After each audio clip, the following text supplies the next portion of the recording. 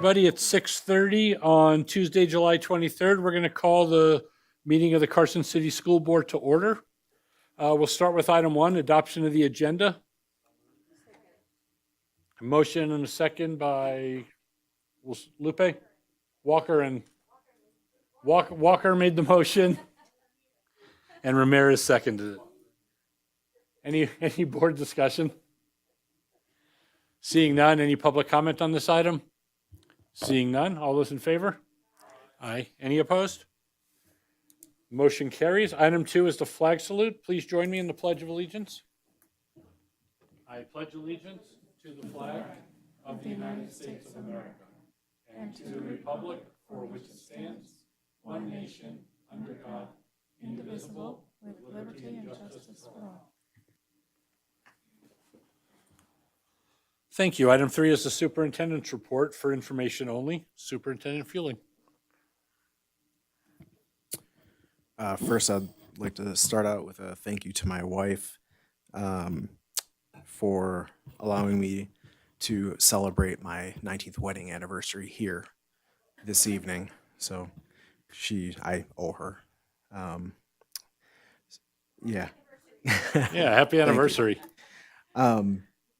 I don't really have much to report. It is all quiet on the Western Front for the last couple weeks, and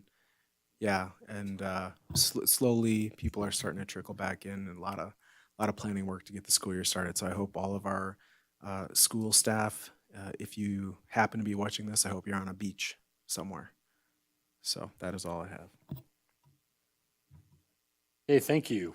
Item 4 are board reports. Board member comments. This again is for information only. We'll start with the Nevada Association of School Boards update. Yes, by now everybody should have got the flyer for the professional development training being held in Elko on September 7th. It's on effective board governance, and it's at the Working 71 Ranch. Never been there, so I don't know anything about it, but I'm sure it'll be. You've been there? It's nice. It is. It's nice. Nope, he was a steer. Well, good. So anyway, everybody knows if you're planning on going, to get a hold of Renee and let her know as soon as possible. And then just recently, the NASB Executive Director Evaluation Committee met and discussed and forwarded the Executive Director's evaluation to the Executive Committee for their, for their review and possible approval. And then just today, the NIAA Recommendation Committee met via Zoom to make a recommendation on who's going to fill the open NIAA slot. So the people will be told soon about whether they got selected or not. And that's all I have for NASB.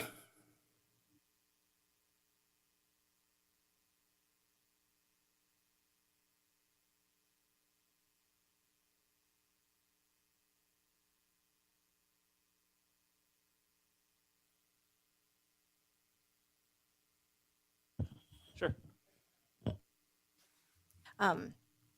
So I saw the announcement about the September 7th. And so then I kind of went through the NRS to see how uncompliant I am, for the things that we need. And I have to say, Saturdays is there any possibility that any of these could be Zoom, or that we could be able to get any of these courses, to be Zoom or distance education, or those of us who still have kids very active in school events and school activities on Saturdays? I can't participate. I think we could make that available. Let me work with Rick and the executive committee and see what we could come up with. Because then I was hoping too on the, the annual, if we could possibly have everything that reaches, NRS. I think there's A through I don't know how many of those are. That's 9. If during that annual training that we take for a Friday and a Saturday, if we can get all of that available, not that you have to take it, because I know the last time we went, it wasn't, not all of the sessions didn't reach all of these, things that we had to be compliant with. And maybe just a request, that if it could be, then you have other sessions. But those who want to just kind of knock it out in a weekend would be able to knock it out in a weekend. Okay. Yeah. Okay.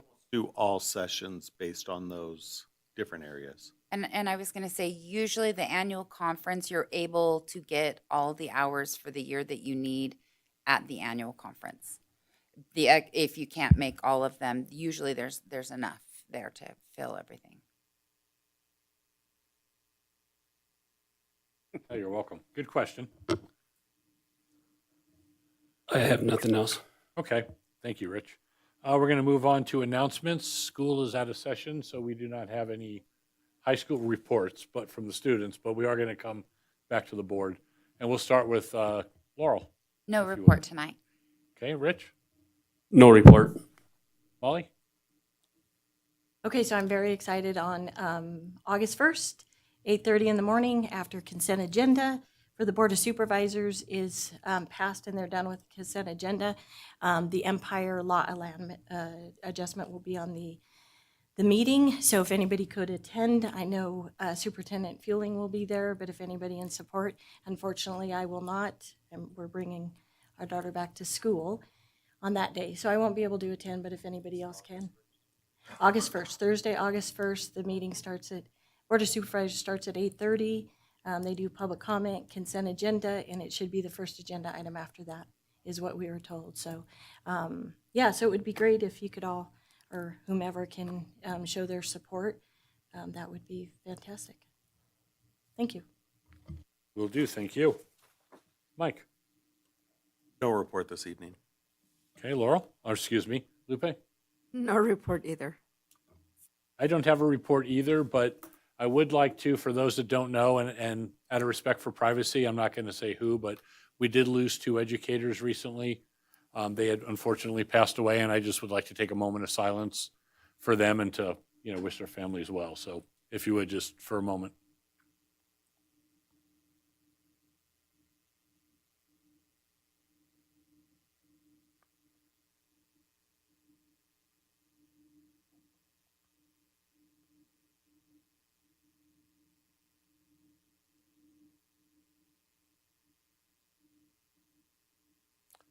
Thank you very much.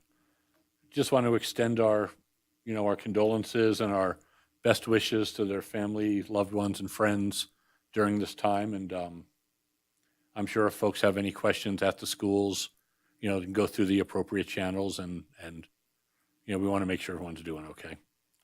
I'm going to move on now to association reports. Do we have any association reports? Seeing none. We're going to move into public comment. Do we have any in-person public comment? Seeing none. We'll close public comment. Renee, did we have anything submitted? Okay, we did not, so thank you. We are going to move on to item 7, which is discussion and possible action to appoint the Carson City School District Director of Nutrition Services as a designated official authorized to sign Nevada Department of Agriculture and/or Child Nutrition Program documents on behalf of the Carson City School District. This is for possible action. Spencer Winward. All righty, thank you. I want to excuse Elizabeth this evening. Not really make sense to have her come down here to sit here and say and listen. So what this form is just simply a formality that we're required to do. We weren't aware the last couple of years, as no one at NSLP or ourselves knew that this was something that was necessary, that this person be appointed via motion made, seconded, and carried. And that's just simply what we're requesting. This is part of Ms. Martinez's job duties, and we're requesting that you as a board appoint her as our official designee for school lunch program. And once you guys do that, the board president signs a form, and that's all. Business continues as usual. Okay. Any Thank you. questions? Does the board have any questions on this item? Seeing none, somebody want to make a motion? I'll make the motion. Okay. Oh, go ahead. Okay. I move that the Carson City School District Board of Trustees appoint the CCSD Director of Nutrition Services as the designated official authorized to sign Nevada Department of Agriculture NDA, and/or Child Nutrition Program, CNP, documents on behalf of the Carson City School District. We have a motion and a second. Do we have any further board discussion? Seeing none, do we have any public comment on this item? Seeing none, all those in favor? Aye. Any opposed? Okay, motion carries. Thank you. Thank you. Item 8, discussion and possible action to approve newly proposed CCSD Policy 280, Generative Artificial Intelligence. This is a second reading and it's for possible action. Raymond Medeiros and Superintendent Fueling are presenting.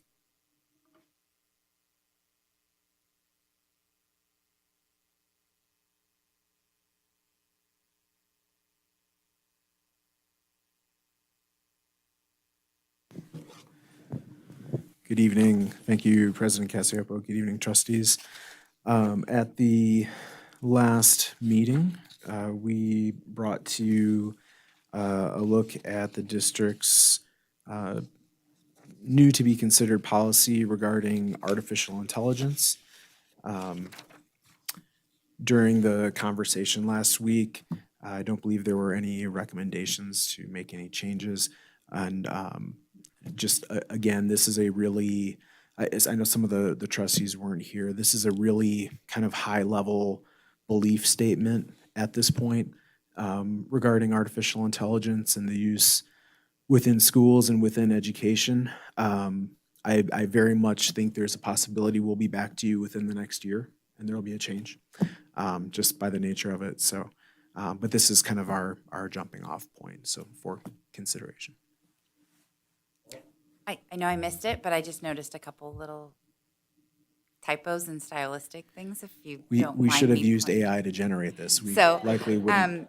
Under the first bullet point, everyone else has a period, so add a period to that one. And then under the second to last bullet point, it's more stylistic, but I think it would, I don't know. I just like it better to say, therefore, it is essential rather than it's, just because it seems we're pretty formal in the document. That the district, because it just says that district evaluates. So I think it should be that the district. And then in the last bullet point, we are committed to regularly reviewing developments in AI tools and their educational applications, updating our policies and guidance as necessary. I think it reads better if you remove the comma after we are committed to regularly reviewing developments in AI tools and their educational applications and to updating our policies and guidance as necessary to align with the evolving. I think that helps with the clause, with the way it's hanging there. So those are my suggestions.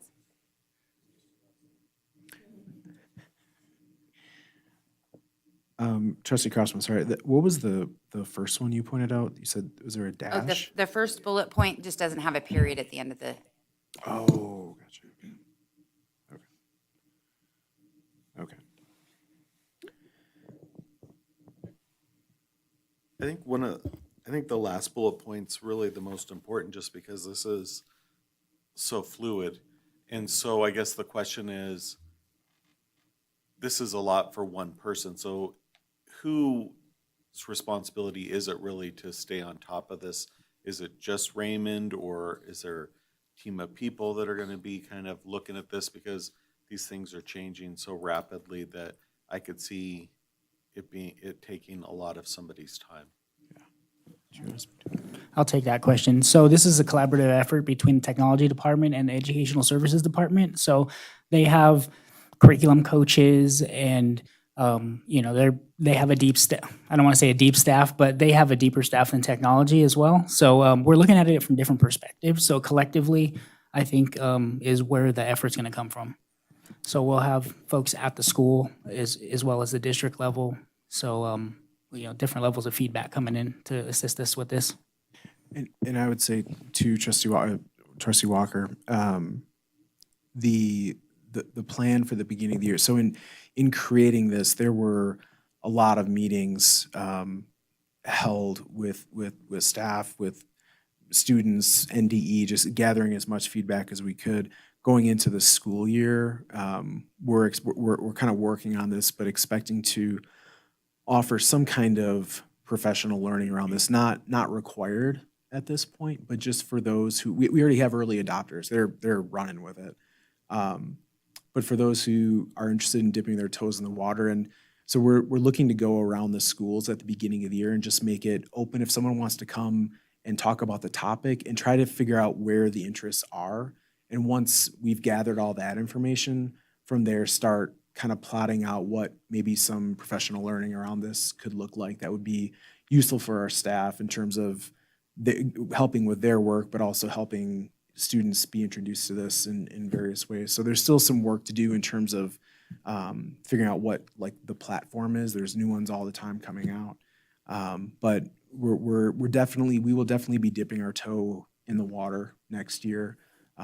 It'll be interesting going into the legislative session to see how supportive they are of this and if that maybe changes what this looks like going forward. So. My thought is I would probably have some component that would be required just because, you know, this district is so technology rich. And for our teachers who are more reluctant to adopt it, I mean, I think sometimes it's the exposure and seeing what really is available and how it could transform some of those menial tasks that teachers create on their own.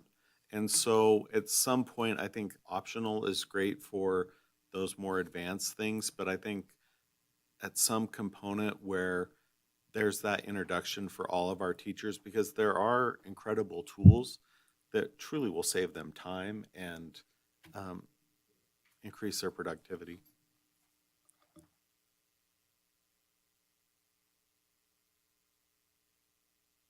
So that does mean that, because it says like skills and fundamentals, AI and integration in the curriculum, ensuring a balanced education. So is it already integrated into the curriculum, or is this something that we're going to be moving into? So I'll answer that in two ways. I think formally, in terms of, say, it being taught within computer science curriculum, I don't believe there are standards around AI. I don't know if Mrs. Fuson might be frowning at me as I say that, but what we have is our early adopter teachers. There's certain teachers in the district that are on the bleeding edge of everything technology. And so several of them have already found ways to help support what they do. Some of them have found ways to sort of, I'd say indirectly have kids interact with AI, because technically it's not available to students on our network. And that's something that we're going to be working through, is how do we provide this with the right guardrails, and so that our teachers have the autonomy to decide how they want to use it in their classroom, or if they want to use it in their classroom. So I would say it's in places, but not necessarily by our direction yet. It's teachers themselves who have made that happen, if it has happened.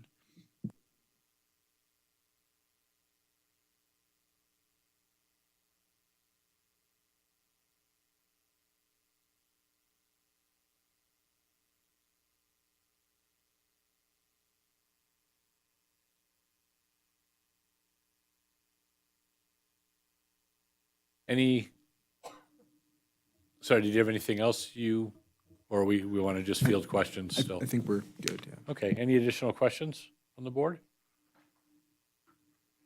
Okay, So I'll move that the Carson City School District Board of Trustees approve July 23rd, 2024 as the approved date for CCSD Policy 280, Generative Artificial Intelligence.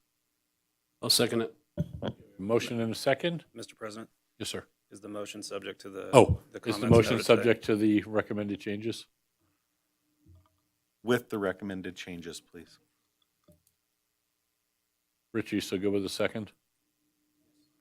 So we have a motion and a second. Any further board discussion? Seeing none, any public comment on this item? Seeing none, all those in favor? Aye. Any opposed? Great, motion carries. Thank you. Moving on to item 9, discussion and possible action to approve proposed changes to CCSD Policy 550, Management of Concussions and Head Injuries. This is a second reading and it's for possible action. We have Sheila Story and Superintendent Fueling presenting. Good evening again, trustees. At the last meeting, we reviewed a new policy around concussions and head injuries and how the district manages those. As was stated at that time, the state of Nevada has gone through great efforts to provide effectively boilerplate language for districts to use in this endeavor. And our own Sheila Story was a great part of that. Sheila, did you want to Sure. add anything to that? Sheila Story for the record.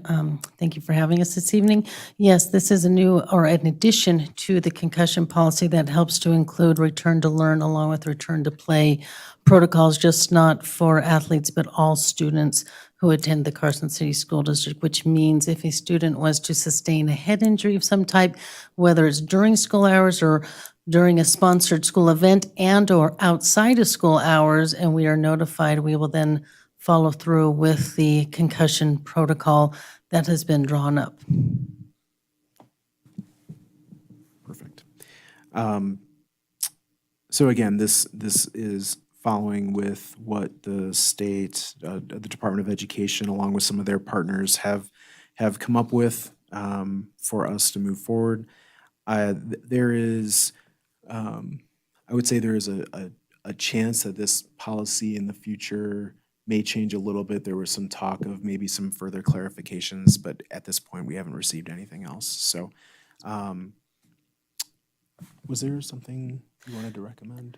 Yes, Ryan Russell did make some recommendations in regards to the regulation to this policy, which basically states he'd like to make sure we add students and athletes. I did read through all of the regulation. A lot of it does say student athletes, but we are going to make some changes to that to include all students, whether athlete or not athlete.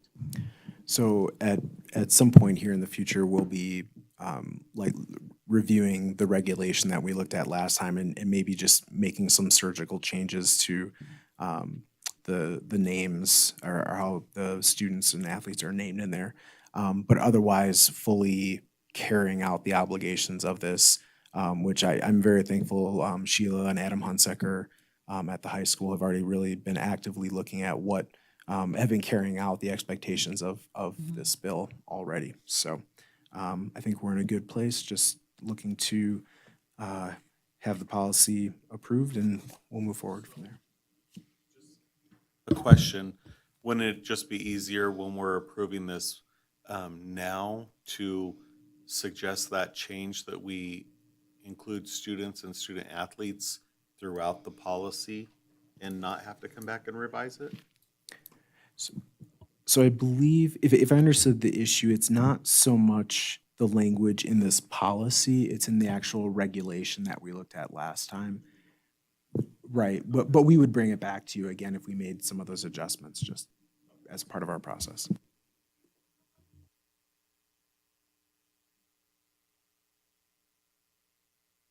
Never mind.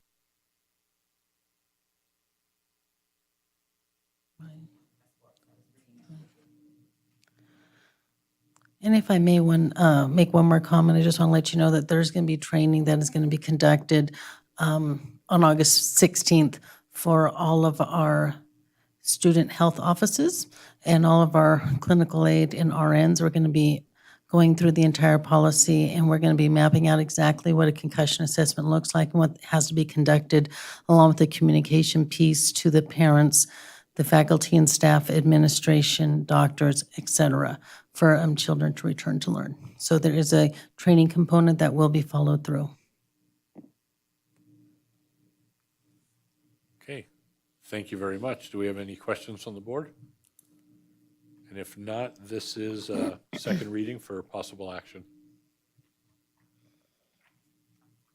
Molly? I move that the Carson City School District Board of Trustees approve July 25th, 2024 as the revised date for CCSD Policy 550, Management of Concussions and Head Injuries. Okay, motion and a second by trustee Ramirez. Any further board discussion? Seeing none. Any public comment on this item? Seeing none. All those in favor? Aye. Any opposed? Thank you. Motion carries. AJ, Sheila, thank you.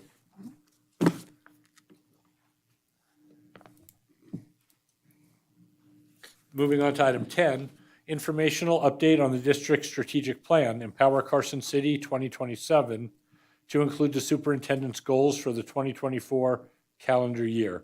This is for discussion only. Superintendent Fueling. Thank you, President Cassioppo. So if you recall back, I believe it was in January, we approved some we called success standards, but basically high level metrics that give us a glimpse into how we are doing in terms of supporting the strategic plan for the school district. So what you have here today is that document and looking at the most updated numbers. So the last time we spoke to this, it was I think it was in February or March. So now at this point, we're looking at the numbers that we know through the end of the fourth quarter. There are some numbers, and I'll point those out, that we are still going to be waiting until August or September to receive. But we're as we're picking them up along the way, some of this data, just here to share that this evening. So in the included document, on the first page of that whole page is about goal 1. And so again, just as a little refresher, when you look to the far left, you have the goal itself. And then in the strategic plan, there are objectives associated with each goal. And so to the right of that, you'll see there's a column objectives, and there's a 1.1, 1.2, 1.3, 1.4. To the right of that are the success standards. So these are the kind of higher level metrics that we came up with that we said, look, this gives us at least a taste of how we are doing in terms of moving towards the desires of goal 1.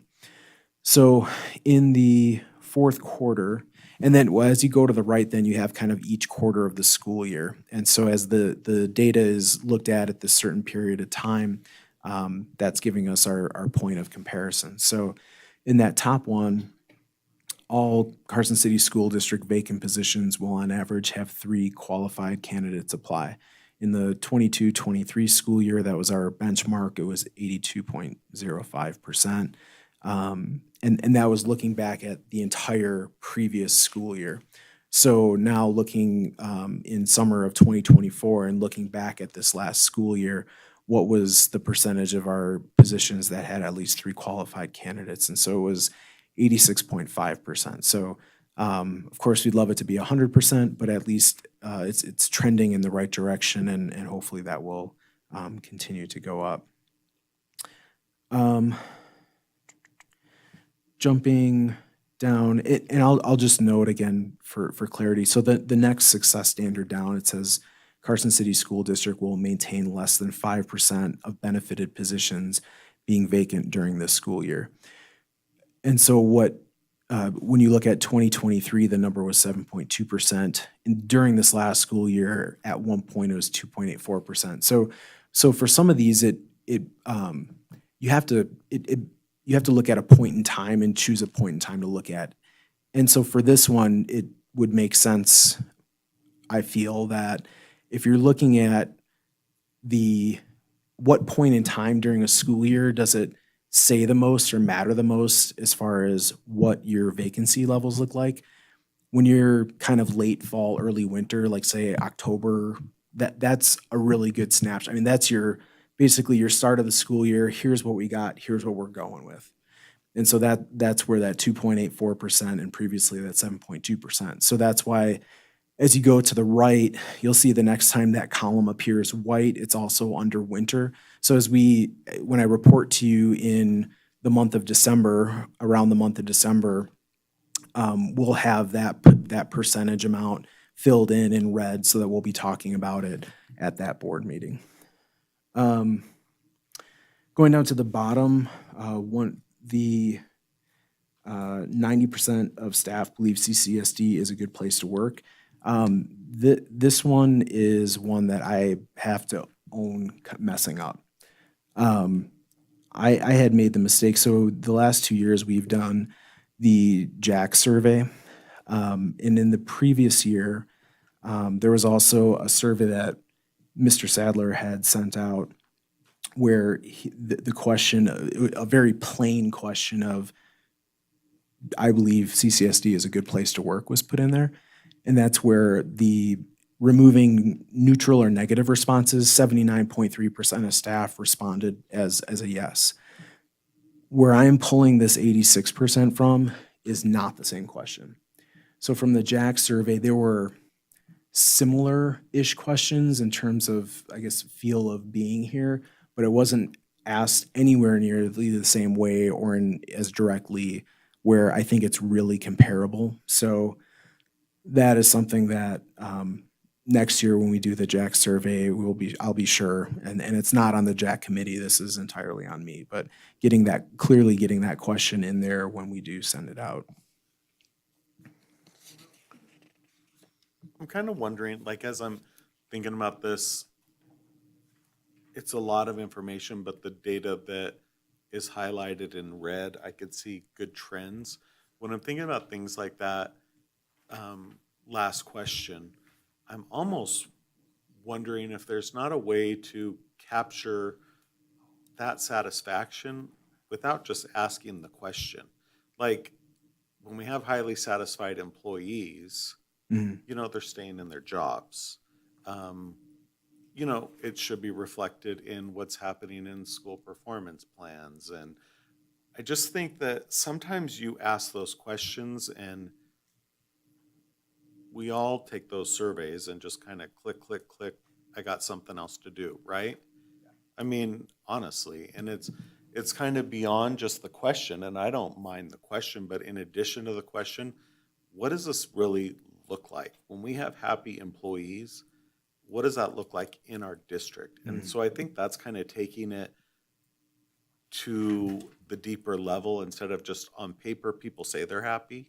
How do people show they're happy? Sure. If that makes sense. No, I appreciate that. I think there truly is something to that, and I think there is data in various ways showing that. I don't feel comfortable coming to you and saying as an absolute just because it was that question, and I know I didn't ask that same question. I don't think that's fair, but I do think looking at some of those more kind of holistic items does otherwise give you a sense where even if that, depending on what that question, the answer to that question is, you can still look at some of these other things. And you know, the example you gave, people vote with their feet, right? If retention is doing well, then we must be doing something right. So I appreciate that.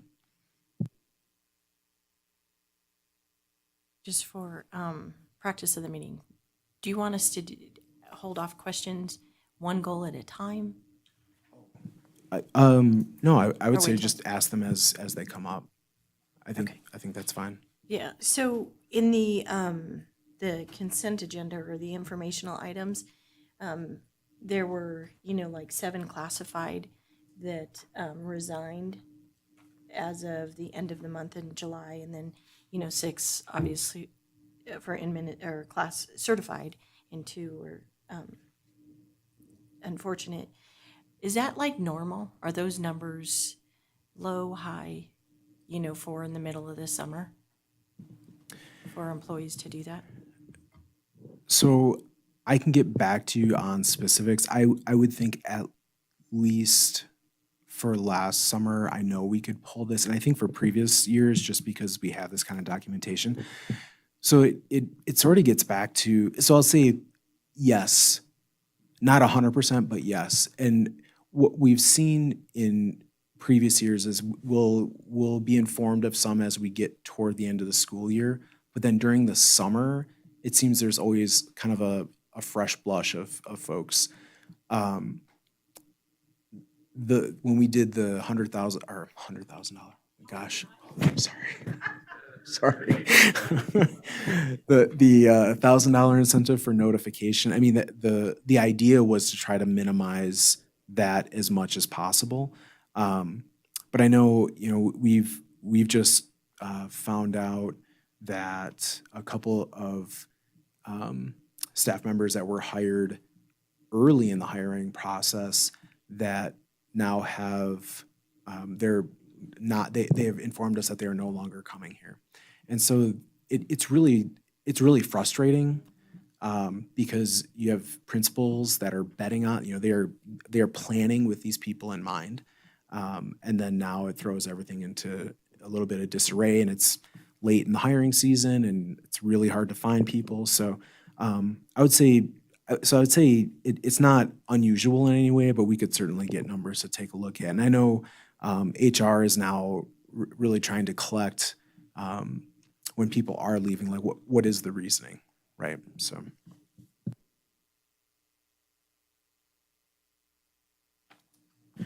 Okay. Moving on to goal 2. So there's not a lot to report on goal 2. And this is really everything around curriculum and instruction, graduation rates, testing.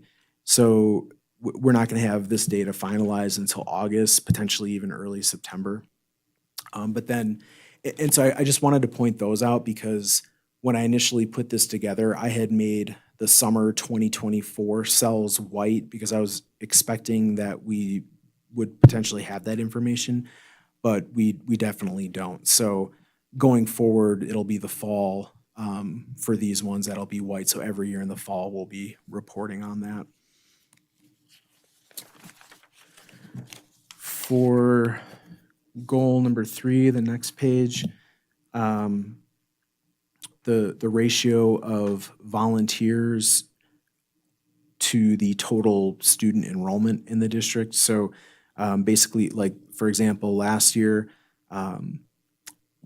we have about, or it was 11.7%. So of the total number of volunteers we had in the district that signed up through our Raptor system divided by the total student enrollment gave us 11.7%. So this year, again, over the entire school year, now looking back at this entire school year, how many volunteers we had divided by the number of total students is 13.4%. So it's a little bit of an upward trend that hopefully continues. I believe that is a really good thing to have people in our schools and see what is happening and all the great things that are going on and great experiences our kids are able to be a part of.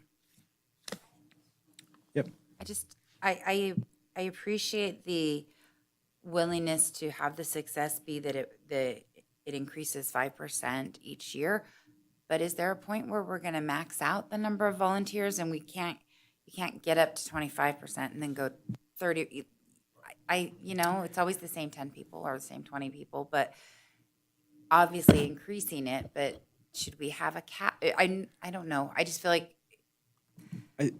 goal, while worthy, it's not attainable.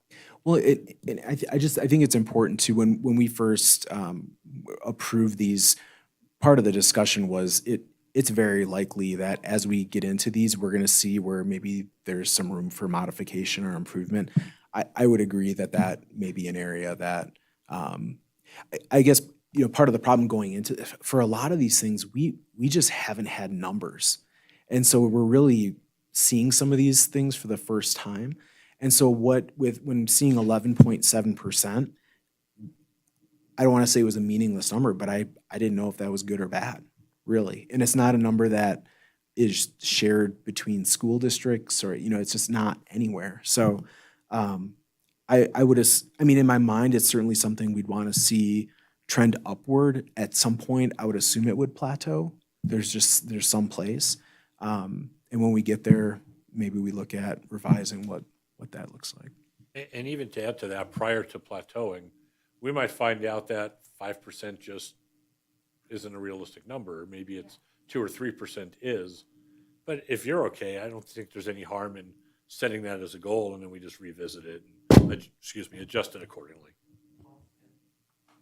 Even just kind of like I was saying previously, it's a specific group of parents and community members who really have the time to volunteer in schools. And so, you know, that could be one component, and the other one could be participation in family engagement activities, which bring families into the school, which I know our activities have we have tons of people who actually are supporting our schools, and that shows that families are engaged and feeling welcome in the school. And so maybe it's even tweaking that, and what's more important, that families are feeling safe and coming into the schools and participating in those engagement activities, or that we have, 13% of parents that are able to come in during a school day and volunteer in a classroom. Sure. I think that's a good point too, and that's one of the we've talked about the idea of how do we capture the number of parents who come to just observe kids doing all these things, and there's not really a great way. I mean, for some events we can, but there are so many things happening. And I think especially at the elementary level and all the concerts, and we haven't quite figured that out. But I think that if some company is listening right now, if they can figure out an easy way for our schools to capture all that, that would be fantastic information to have. And really, and to not have duplicated, like really we're getting how many individual people are actually coming to all these things.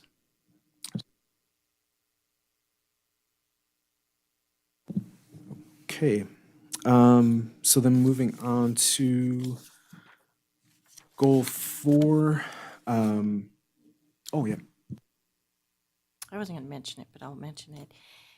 So for what I do during the day, we have to do that for all of the data that we do have a program that captures all of that. So that might be something that we could possibly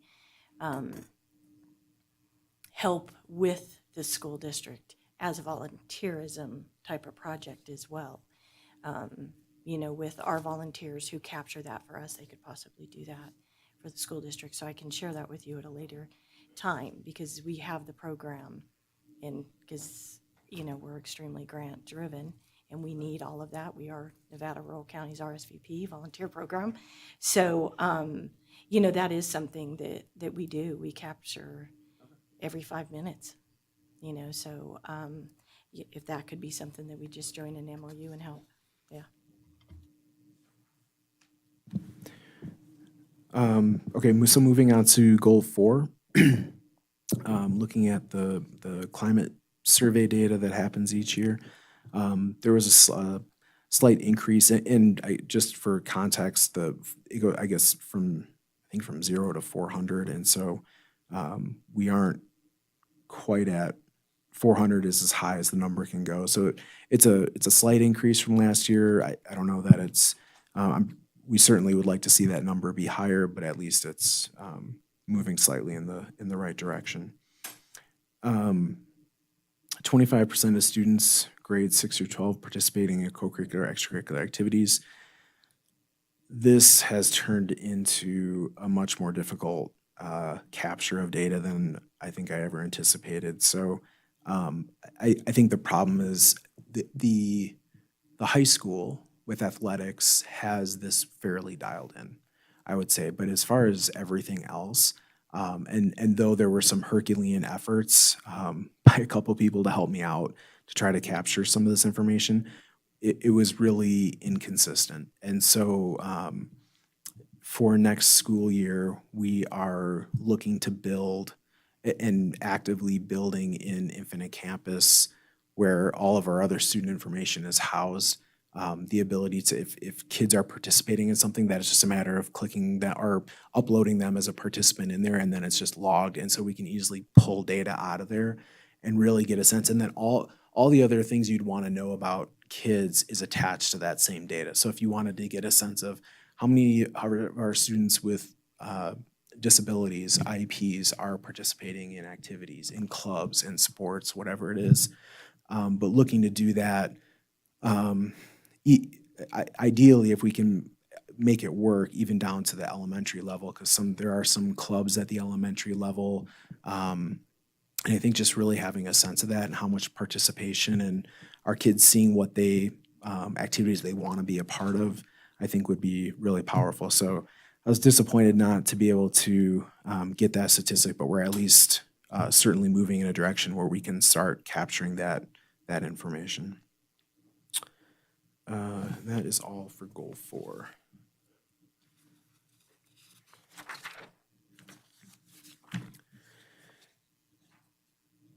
For goal 5, the one that would come up right now, increase the number of community partners and have an 80% retention ratio of our partners. So we don't have that data from 22-23. We are now building a system when we presented on the community partner recognition program, when I was here with Candy Robles and Dan Davis, this is something that she's actively been working on. There's a new application that they're going to be using for their own purposes to track that, but then also to help track that across the schools. So while we recognized 109, back in December, I don't know what the number was in the prior year, but at least I have a baseline now of a list of names and a number so that as we look into the new year, we'll be able to report back on that. So I think I truly would expect it to grow. I'm excited about this program. I'm excited about a lot of the work the high school is doing with the work-based learning program. So hopefully we'll see that grow, and then we'll be able to report back on a retention ratio of those community partners. Switching gears a little bit then, and actually I when these were put together, I didn't. They're just a next page should actually be the last page, so I don't mean to confuse anything. But if you go to the very last page, superintendent goals. So this is back in January when I presented on some of the goals that that I have for the year and that you then approved, but just a little bit of an update on where we are with those. So first, the district-wide embrace implementation and expansion of MTSS. So that continues to grow, and that's actually the page before where you see the graphs, charts. That's called the tiered fidelity inventory. And there's a lot there, but basically the idea of what it's showing is that the district across all the schools on average, more prominently at the elementary, but it's happening at the secondary level, is that there is growth in what schools not only understand of MTSS, how they're implementing it and how they're reflecting upon their own usage of it. So that is growing to the point where I think next year we're certainly going to be in a really good place with all of our schools, really understanding the system, the levels of support, where that support can happen, what that support looks like. And so hopefully we'll start really seeing some good results for our kiddos in terms of the support that is available to them. As I believe you're aware, so there was a director position that was transitioned now to specifically oversee MTSS activities, which is inclusive of academics, behaviors, and mental health. So that will put extra emphasis on this work, provide extra support for our schools, and I think also it just help expedite the process of helping the schools move along to fully have all 3 tiers of support available to our kiddos. And we still have Stephanie Keating, who is doing a lot of work hands-on with all of our sites to help. She's made a lot of this work happen this year, but she will continue to be supporting that for next year. Student engagement opportunities to improve. So part A of number 2 is really kind of going back to the strategic plan, the question. So we don't know exactly what this looks like across the district, but we are trying to gauge what the level of participation and all these things are. And ultimately, in the fall, I met with groups of students at each school to start asking the question about what else do you wish you could do at school? What else would there be? But it was a pretty limited group of kids that I was talking to. So I think looking here into the fall, expanding that and trying to get a larger sort of interest inventory out of what this looks like and what the interests are for our students. Work and resources related to chronic absenteeism. So this year, so far the Chronic Absenteeism Task Force Committee has been established and will continue to work with this really great wide swath of community members, giving a community lens on the issue and keep trying to work to improve this across the district. Staff will be working with sites individually to establish goals and find focus areas for support and really just trying to generate other ideas to support and try to, for ones that seem to be working, trying to spread those across to other sites. We will know official numbers on chronic absenteeism this year in September. We're expecting the Department of Education to release those. So that'll be a good check on where we are. We do believe that they have improved since last year, but until it's official from NDE, then we'll let that number out so we can judge that.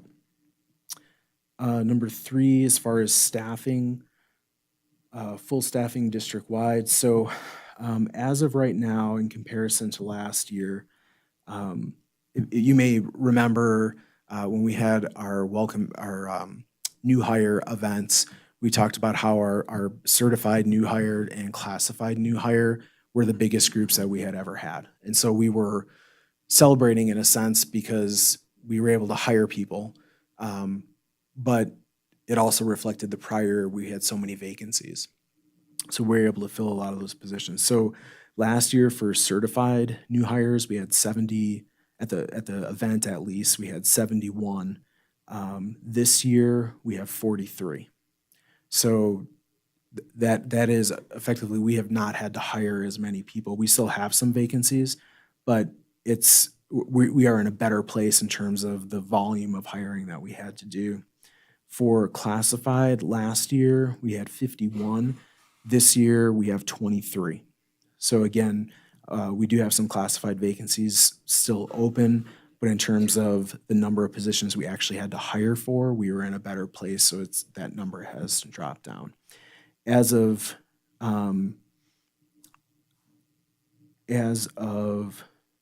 the end of June, actually, I meant to mention this before. As of the end of June, for certified positions, we actually only had 6 openings in the whole district. 2 of them are NJROTC teachers, which we still struggle to find. But so that was like, of certified positions, it was like a 1.2% vacancy rate. Since then, we've had a couple things come up, and so we do have a couple more vacancies. As of today, if I'm reading the website correctly, there are 27 total vacancies across the district. And of what I think is 941 positions, that's about a 2.86% vacancy rate. So it's not zero. And I know, Trustee Varner, you were trying to help me to just not go with zero, or zero is the goal, but it's still the goal. So, but 2.86 is a good percentage, and we're just continue to work to bring that down. So last part, the part B there, 3B, increase the number of volunteers and community partners. Again, talked about that in the as part of the strategic plan portion. So I think overall, a lot of work is happening and moving in the right direction, and lots of people in the system who are working really hard to make a lot of these things happen. So I have a great deal of appreciation for all that. And we keep chugging along and trying to make improvements. So, are there any other questions besides Mike? I think number one, I think you should be proud of the work that's happening in the district. And I want to thank you because for as long as we've had a strategic plan, we've been having conversations about how do we have data that shows these things. And even if it's a little bit messy and I had to stop and kind of think about it a couple times, it was quantitative. Like I could figure out we're moving in the right direction. So I know we're asking a lot and we're asking for evidence of things that aren't easy to show evidence. And so I just want to say good job. Thank you for kind of taking our feedback last year and trying to put it in a format we could use. And I think from here we'll only move forward. So good job. And I'll just add to that, I think, I want to thank you also for the same things Mike mentioned, but also, originally when you had set up these goals, you had, a lot more, 7, 8, 9 goals. I can't, and kudos to you, but I like the idea of getting these down to 3. And of course, there's sub goals within those, but I think that's manageable and much easier to track and much easier for you to focus on. You have too many and it's just hard to get them all to mesh. So between aligning them with the strategic plan, focusing them, and really hitting what's, quite frankly, some of the most important items for our district, I think we're on a good track. So I concur with Trustee Walker. Any additional comments for Superintendent Fueling? I just have a small recommendation on the second page. Could we add the heading on the success standard benchmark? Could we add the heading on the rest of the pages? I noticed it's only on the first page, on the yellow column. I can put anything you want there. Oh, I see what you're saying. Yeah, no, It just makes it easier to as follow. consistent to go across pages. Yeah, absolutely. Yeah, Thanks. I can definitely add that.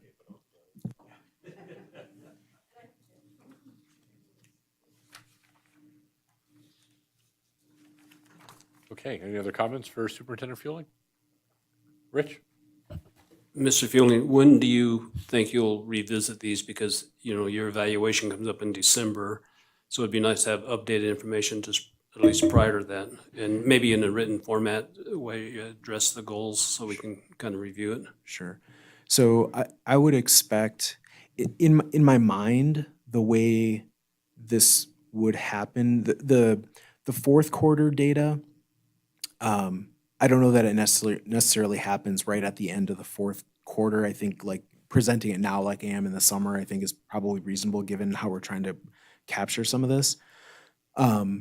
But thereafter, I think something right around the end of the first quarter. So I think that's right at the end of October. So maybe it's either the last meeting in October or first in November, and then at the end of the second quarter. So I guess ideally it'd be nice to do it at the last, or I guess the only meeting in December. I'm not sure how we'd have quite a bit of the data at that point. I'm just not sure. I think for everything that is in here that I expected to report on in the winter, I think we would have most of that before the meeting in December. So at least I'd be coming back to you 2 more times. But I think the evaluation, it happens at that meeting. Yeah. Yeah. So at least 1 more time, but maybe 2.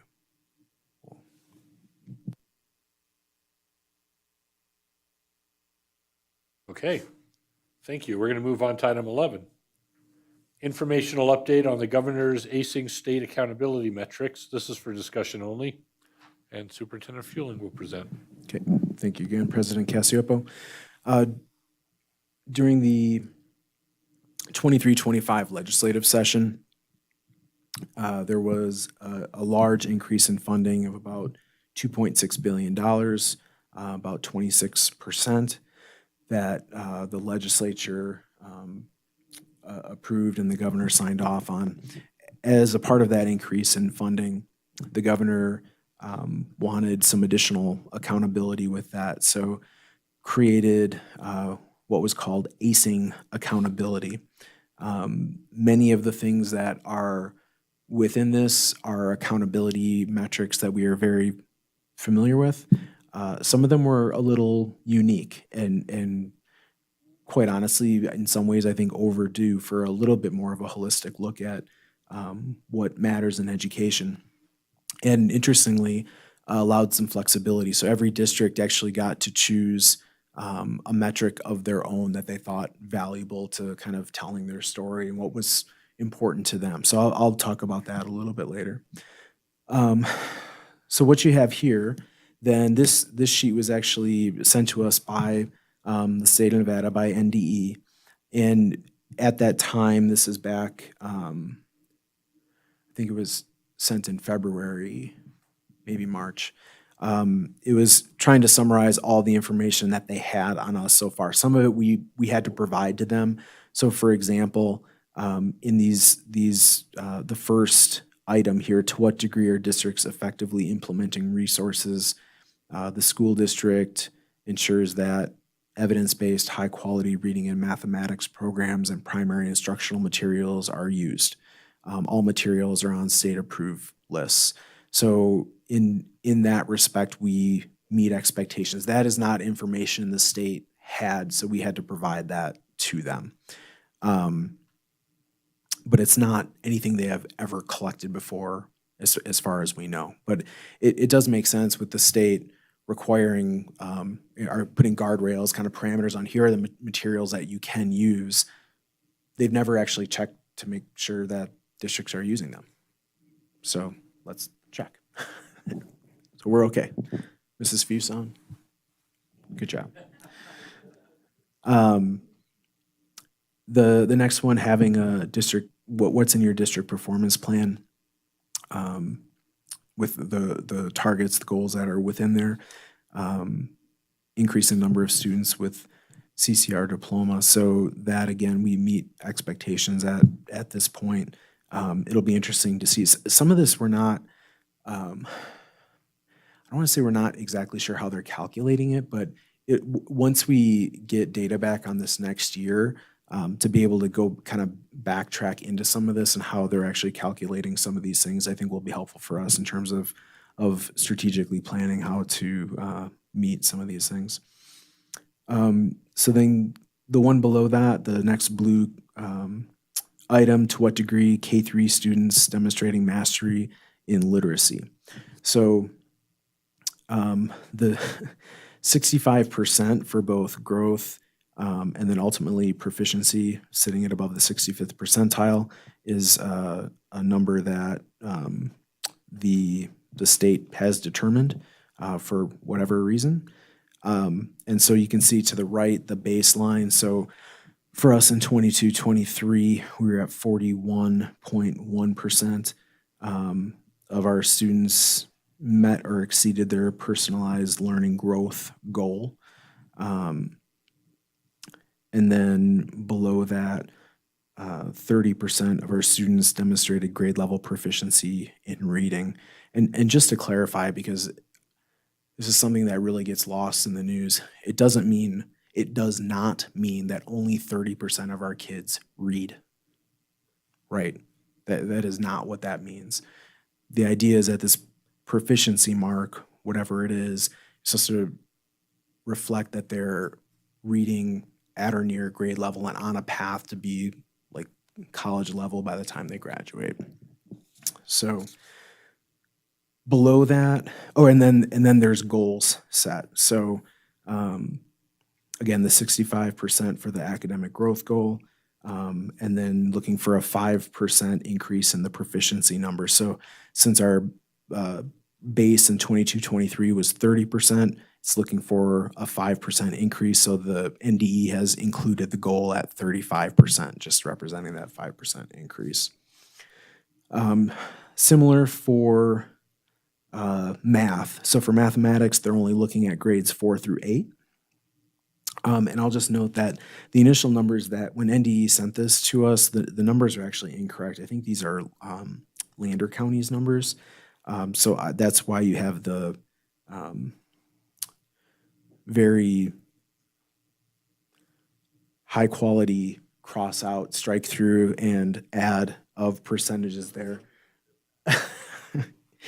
So yeah, so and I did speak with Mrs. Fuson. We were looking at these numbers together, and we are both fairly certain, and after looking at the state's Nevada report card, that these actually are the numbers from a different document that we have, and not exactly sure why those numbers were the ones that were put in there. But anyway, so again, in terms of percentage of students on track to be proficient here in this case, we're at 30.4, and they're looking to, within the language of that goal, they want a 5-point annual increase. So they set the goal at 35.4. It's just 5 higher. Below that, the student academic proficiency, the number of students demonstrating proficiency in mathematics currently or during the 22-23 year was 31.4. So again, they're looking for a 5% increase, so it goes up to 36.4. Excuse me, before we move on, I have a question if I can. On the student academic growth, the baseline for our district is 41.1, and the growth they wanted 65%. Can we do that? Can we? I mean, that's a 24% increase that they would like to see. And how do we go about that, I guess?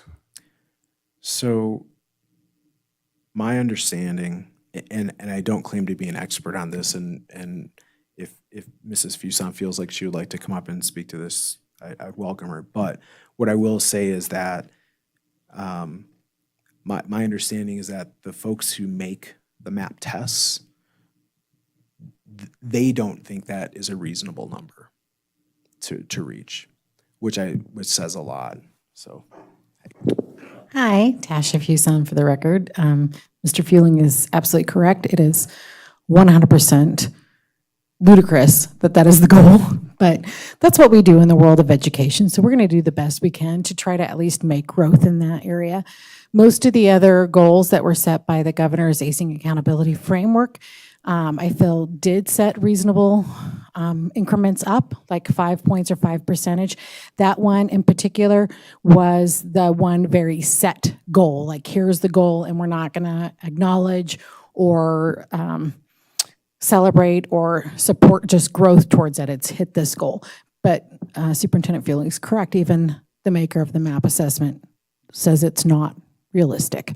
So again, we'll just do the best we can. This is what happens when folks who don't quite understand what we're up against in education and how these tools are built and how they're used and how they're normed, when those folks are the ones that set the goals. So, but we'll continue to work towards it. It's something to aim for. It's definitely admirable. It's something we definitely would want to hit. So I think that was the point, right? Like that's what we Is there want. any leeway in their thinking, I guess, for lack of a better term, is if we're showing progress, or are they going to expect us to be 65% next year? And if so, if we don't make that goal, what happens, I guess? So absolutely nothing happens.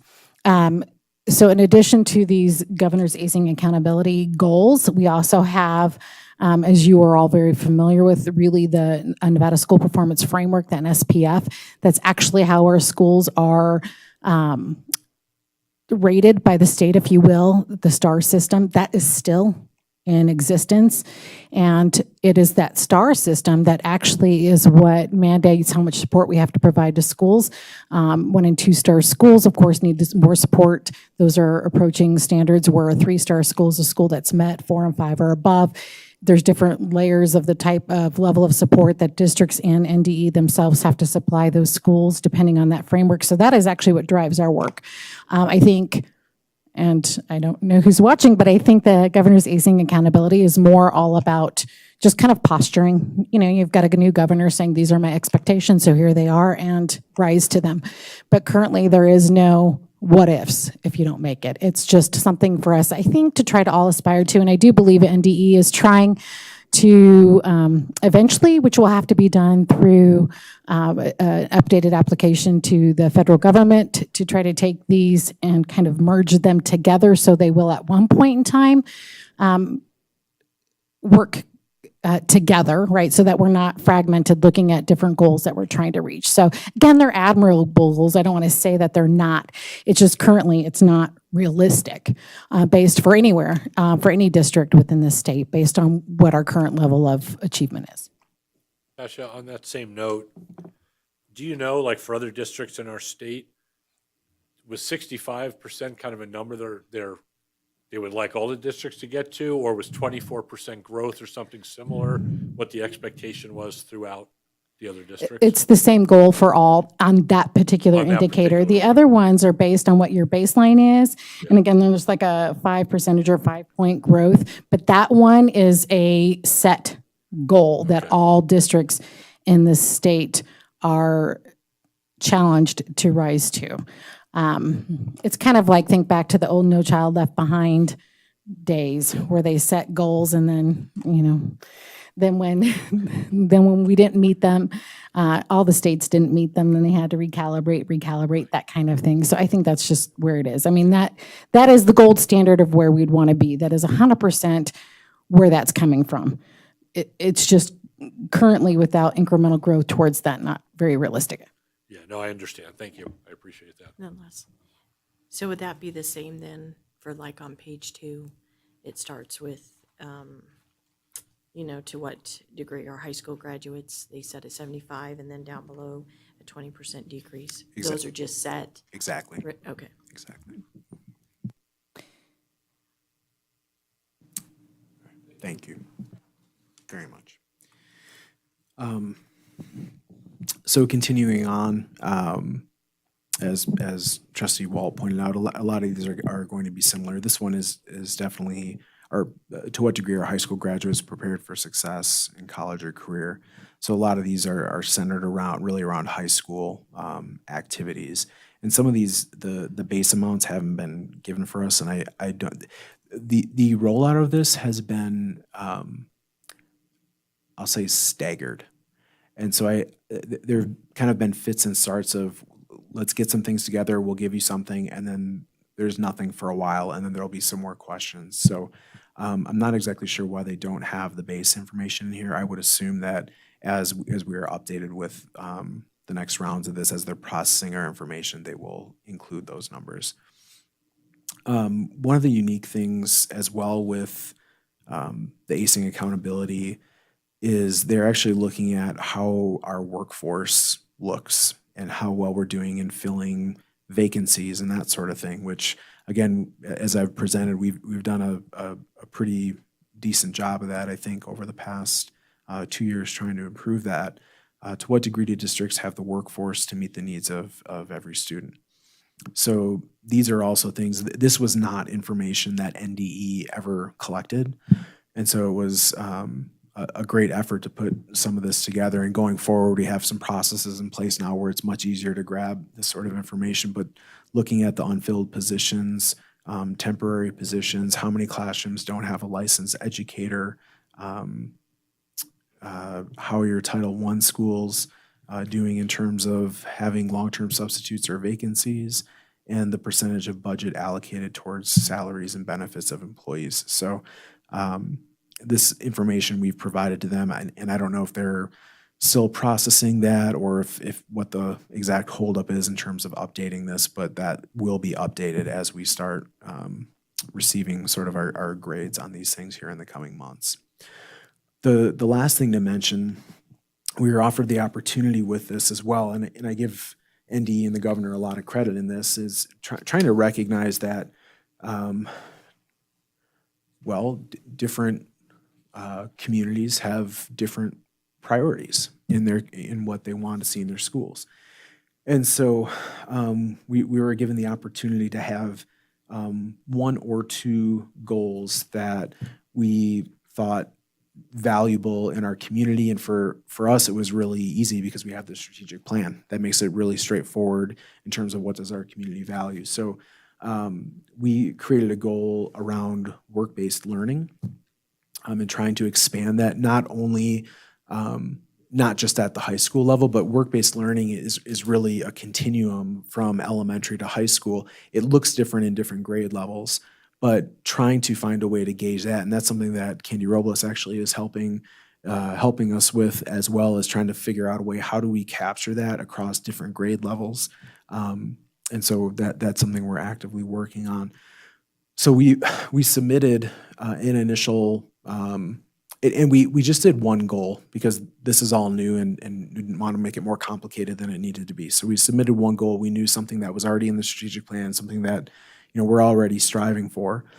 to try to align that. And then we got feedback that they weren't, they effectively wanted more information. They wanted to know more about what the metric of success would be.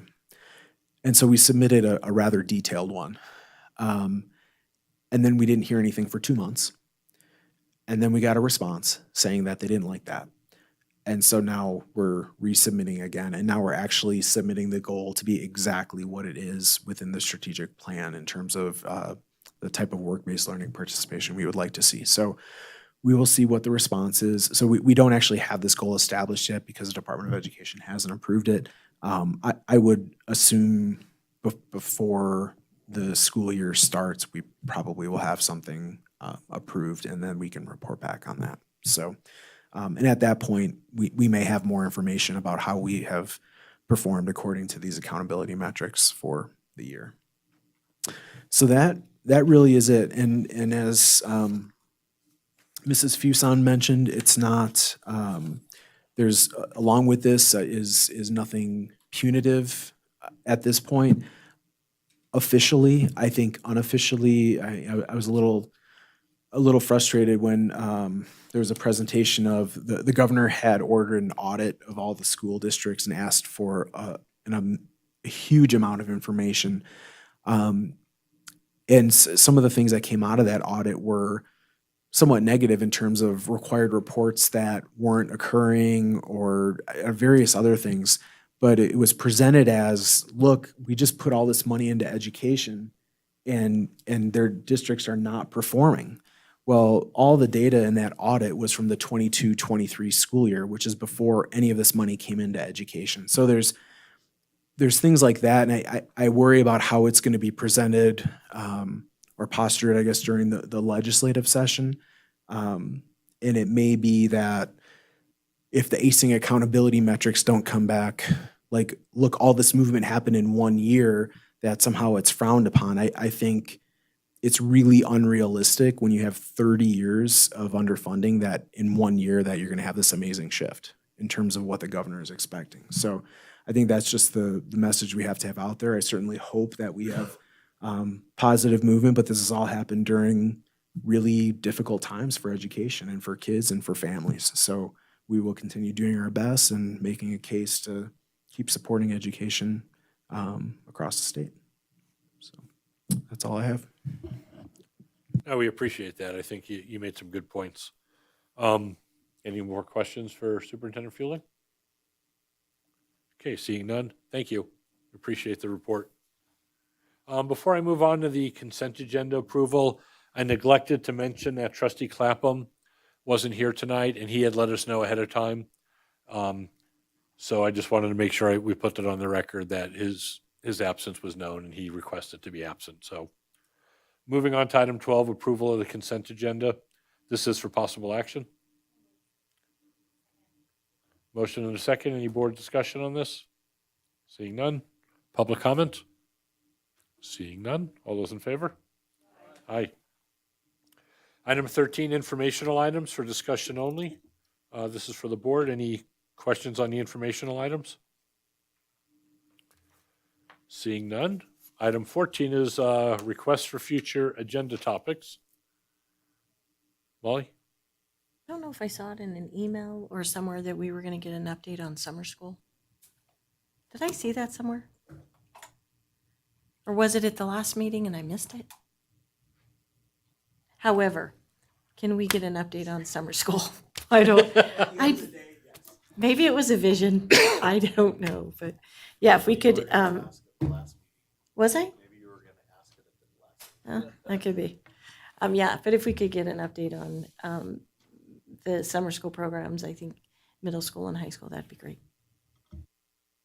And I wanted to add, if we could get an update on the Jumpstart program, maybe the Jumpstart and the AP programs, specifically with Jumpstart, just, how the program's going. I know we've had some funding challenges and just updates on, what the future looks like for Jumpstart in terms of student, how we're tracking with student involvement and what we can provide students and what we can't and all that good stuff.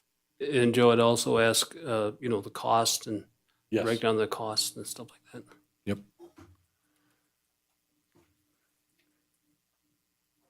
Okay, any additional agenda topics? If not, seeing none, we are adjourned. Thank you.